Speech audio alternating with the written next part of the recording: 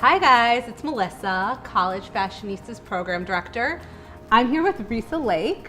She is the Partner and Executive Vice President of Partnerships at Digital Brand Architects, which represents so many of the greatest influencers. And today we're going to talk about the business of vlogging. So welcome, Reesa. Thank you. So let's start off and talk about your college experience. Where did you go to school? What did you study? What was that like? Yeah, so I grew up in South Florida. I went to Florida State University, and growing up when I was younger, I thought I wanted to be a judge. And then I realized I had to go to law school first, which meant I needed to figure out a major, which was political science. And then I realized that I had to read a lot, which wasn't really my favorite thing to do. But I started poli-sci, failed 2 classes, realized that maybe political science was not the route for me. And 2 of my roommates were studying in the program fashion merchandising. I'm like, I like fashion, this sounds fun. So I switched and I went over to fashion merchandising. And at the time it was, there was no public relations, there was no digital and social media, and basically they told you could be a buyer or a planner, and I knew I didn't want to do either one of those things. So I really took my college career in that time to try and figure out what most inspired me, and I thought I wanted to be an editor at a magazine and come to New York and work for Cosmopolitan magazine.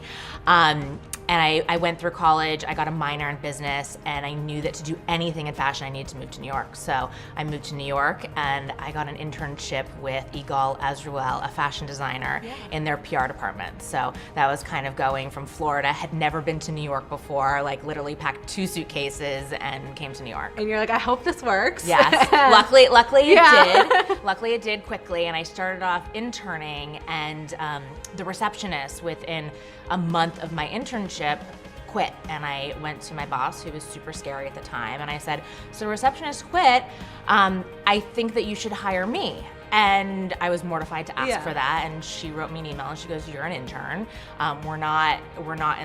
We don't pay interns. We're not gonna hire you. You can finish your internship and then we'll see what happens.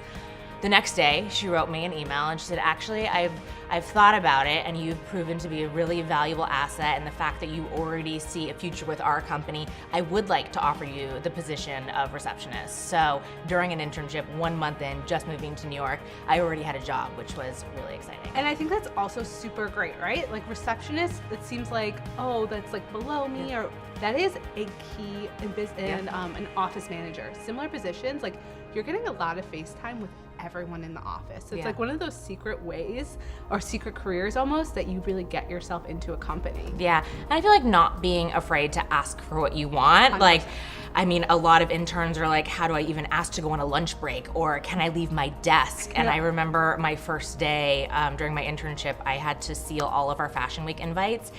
And I was so kind of scared to go in the back room where they were producing all the garments, and the whole company was there, and I had to go get a sponge to close the envelopes, and I was like too nervous to go back there. I started licking like envelope by envelope, and finally I'm like, okay, that's enough. Don't be scared, go back there. And at the time, one of my friends was in sales, and I remember going to her and saying, my boss, Donata, who at this point is a mentor of mine and I still talk to, I'm like, she's so scary, like what do I do? And she goes, just don't be scared. I'm like, okay, I guess I can try that. So I like to tell people as they, join my team and as they're going out into the workforce, like, don't be scared. Like, you may get turned down or something may not work out the way you want, but if you can just have some sort of confidence, it will go a long way. That flashing forward, so you started as an intern, you moved your way up, and then you worked in PR, right? Yeah, so I was in the PR department. After I was a receptionist for 6 months, I'm like, okay, now it's time for me to be promoted. I would like to join the PR team. I graduated, I came back to New York, and I moved into Donata's office, who was also still super scary. And I sat in her office and I had to call. She gave me a stack of business cards of all of the editors and stylists and says, call everybody and make appointments for them to come in the showroom, see the collection, and to meet Igal. Azruel was the designer. So I had to sit in her office with her sitting behind me where she could see my computer screen screen and cold call all of these people. Igal Azrael is not a really easy name to say to start with, so then to have her sitting behind. But I was promoted. I was there for 3.5 years. It was the best learning experience. I launched their menswear. I worked fashion shows. We got him into the CFDA. It was like, as I think back over my career, some of like my biggest milestones happened in that first job. But I knew that I really wanted to go and get more experience. So I went to Rubenstein, a PR agency, and I was put on a bunch of different types of accounts. I had to work on a wine company, a fashion company, a sporting goods company, and I realized that I definitely had to kind of flex different skills. But getting that agency experience was really important for me to go to Paul Wilmot, where I was in their accessories division working on celebrity designers and their accessories. So I did Donna Karan's collection, I did Gwen Stefani, both of her handbag collections, and at that point it was more traditional PR. It was getting celebrities to wear the collection, finding them on the red carpet, servicing those photos. And at the time I realized that there was this space in digital media, and we started to talk to bloggers, which was kind of like the infancy, and to think about bloggers back then. Blogger was definitely a dirty word. Now everybody's trying to figure out how they work with bloggers. Or they want to be influencers. For sure. Yeah. So back then it was more so bloggers were like regurgitating press releases and using stock images. You didn't have people like Something Navy who was producing content, and you know, there was no YouTube, there was no Instagram at the time. Yeah. And then I transitioned. I knew that traditional PR was going to have a shift, and it was already having a shift, and that was 12 years ago. I left and I went to a marketing agency where I could really kind of take on different hats. It was a role that allowed me to sell in sponsorships for global events. I was EPing a show for NBC, doing all of their branded integration. I was working with talent.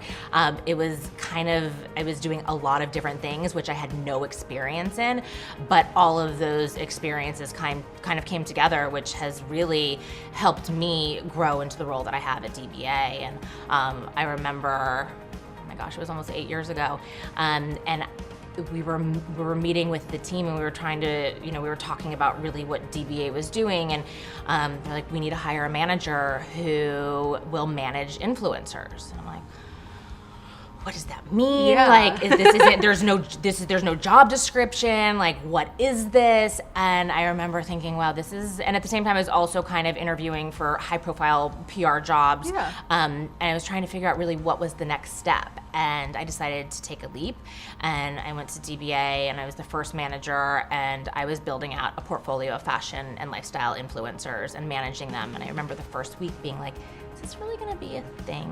Am I gonna be good at this? And it was a thing, and obviously now we see the evolution of the influencer and the clients that we manage, some of the people that I've worked with since the beginning of their career. It's only evolved. So I want to thank Reesa for joining us. And you guys, if you have any questions for Reesa about the industry, or what it's like to be an influencer, be sure to email us at membership@collegefashionista.com. And we will see you soon. Thanks, guys. Bye.